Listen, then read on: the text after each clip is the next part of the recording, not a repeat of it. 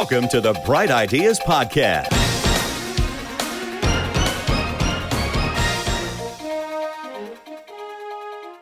Okay, now it's time for us to launch this on Amazon. At that point in time, how big was the email list? 1,000 people, 2,000 people, or was it more? That was about, I would say, between 5,000 and 6,000. 5,000 and 6,000. Okay. So now you put up your product listing on Amazon. Walk me through what happens from, you hit publish. Nobody knows it exists. You have no reviews. You have no traction, no organic ranking, nothing. What happened? Or how did you make stuff happen?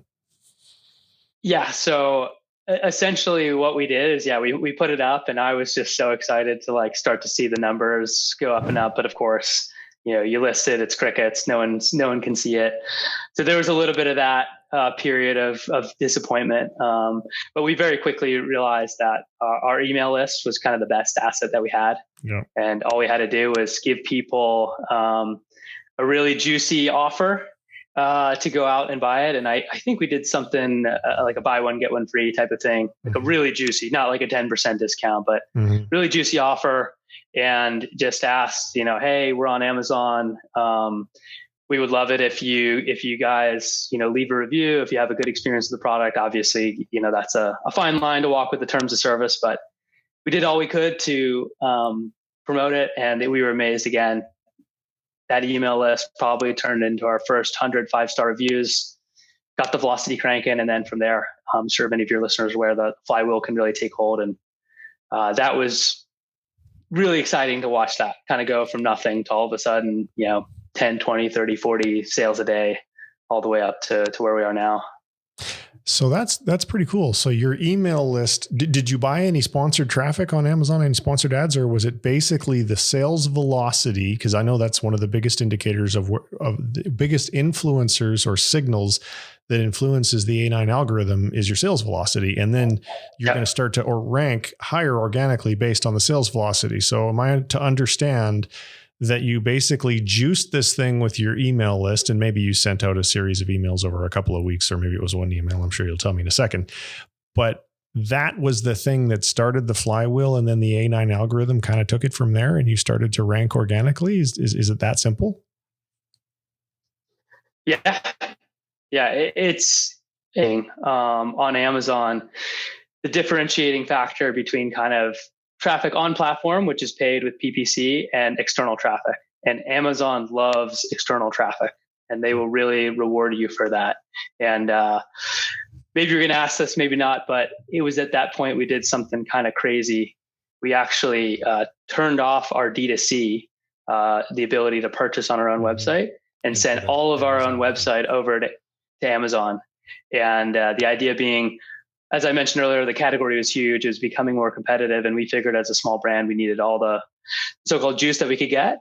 Yeah. And once we did that, and I can talk about it in a second, it was amazing the search rank results that we were able to get, given the brand and how small we were. And so I think if your audience is listening, external traffic was a huge, huge factor for us in our success on Amazon, and one that I would advise others not to shy away from.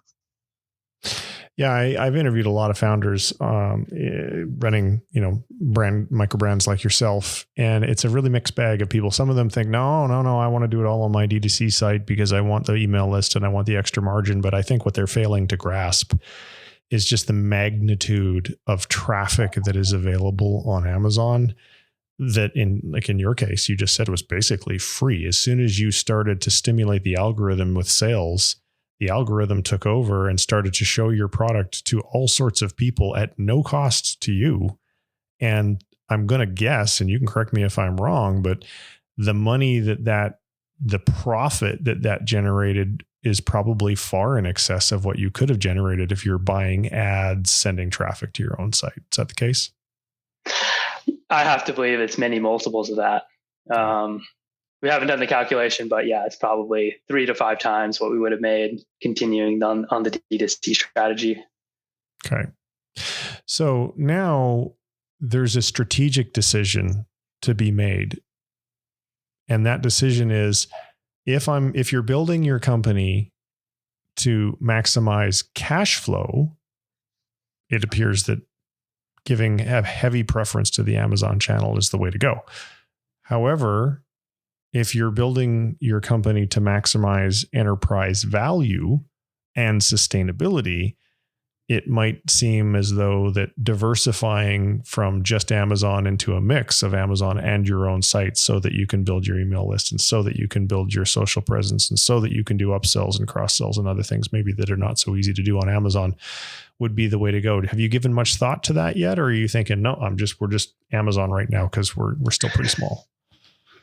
Yeah, it's funny you asked. It's something that's really been on our minds in the last couple months. Like, sometimes as an entrepreneur, you get so ahead, these big strategic things come up. You kind of just know when it's time to really think about these things. And I think Amazon's been great to us, but there's no question that if you build an email list and then you just stop building it and you just keep harvesting it to continue to drive success on Amazon with product X, Y, Z, and so forth, eventually that email list might get stale. And you might say, man, it would really benefit to have a fresh batch of people coming in. Or, when we had this email list, we only had one product. Now we have 10 products. Think of all these new offers that we could give to people.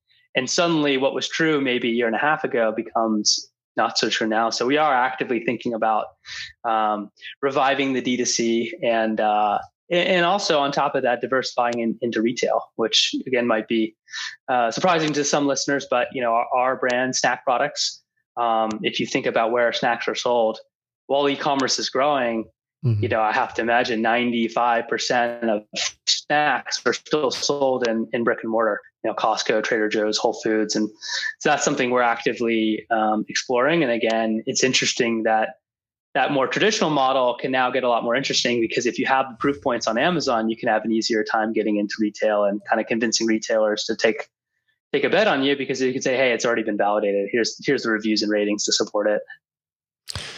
So some friends of mine here in Boise are the founders of a company called Salt. It's a female menstruation cup. And one of the things that I learned from them is, so they put a great deal of effort into their packaging. They went and hired like literally one of the best packaging design firms in the world and spent, I think, $75,000 on packaging. But you know what? Now they're in Target. Yep.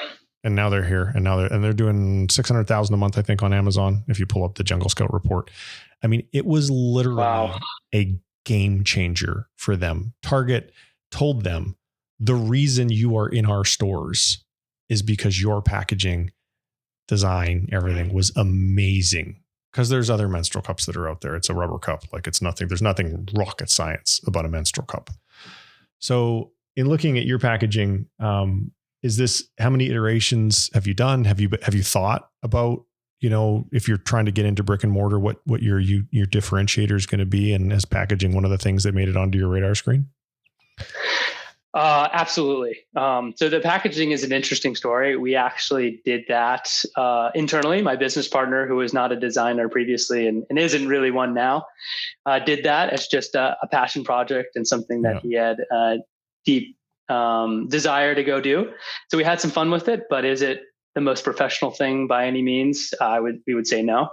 Mm-hmm. And so now that we're thinking about retail, we're starting to look back on that decision and saying, wow, man, if we had $50,000 to do it up front, would we go back and do it? Probably. And so what we're thinking about now is really going out and potentially raising the money or at least investing in a professional packaging redesign, because in retail, you don't have your product, you don't have your PDP, you don't have PPC, you don't have YouTube videos to talk to somebody.